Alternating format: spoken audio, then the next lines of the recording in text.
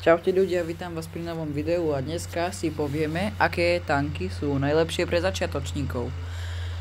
Užite si video a my začíname. Takže najlepší bude asi objekt 268, pretože má dobré poškodenia, priebojnosť, rýchlosť má tiež solidnú a hlavne keď sa pozrieme na pancier, tak deviatky proti vám nemajú šancu. Keď použijú heška, no tak majú. Každopádne doba nabíjania je tiež dobrá, 16 sekúnd na desiatkový tank. Priebojnosť má parádnu na priebojných. A poškodenie má tiež veľmi dobré. Čas zamerania v pohode, na hore 15, dole 7. A odporúčujem vám tento tank, mal som ho na starom účte, ale už ho nemám, lebo som ho stratil. A hej, odporúčam ho. Takže užívajte tento tank.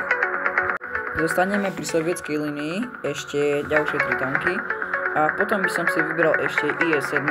Dobre, ja viem, že skoro furt, keď príde FV, tak jej odbije Amorek, ale akože pancier má dobrý na deviatky, furt, keď nepoužijú heše.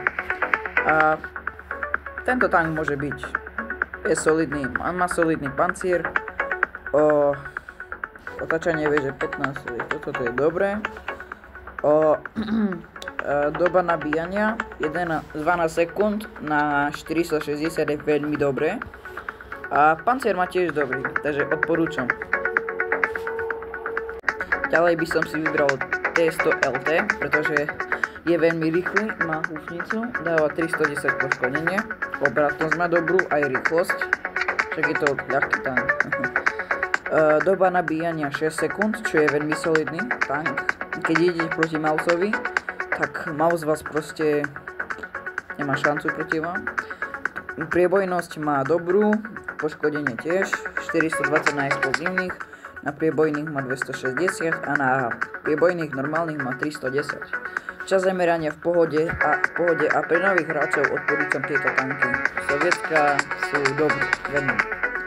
Teraz by som išiel na ešte jeden taký špecifický tank, keď sa chcete dostať ku objektu 268. Su-152 je extrémne dobrý, ja som ho mal, no a 3000 damage poškodenie som mal za ňo. Doba nabíjania 15 sekúnd na 7-čkový tank, ktorý dáva 640, takže odporúčam. Priemerné poškodenie na explozívnych má 960, takže to je taká KV2 a má dobré statusy, má dobré retenzie a je dobrý. 152 mm dielo, takže odporúčam. Ja každopádne idem s MV Johom, chcem ísť na ten 10-kový M6 Joh, pretože jak som videl jeho toto dielo, čo dáva za 450, aj toto dáva, len tamto má väčšiu priebojnosť. Ale dúfam, že sa mi to podarí, takže pre ďalší diel dávajte like a odber. Budem veľmi šťastný, keď to urobíte, pretože teraz mi odbery moc nestúpajú. Tak budem veľmi rád. Vidíme sa u ďalšieho videa.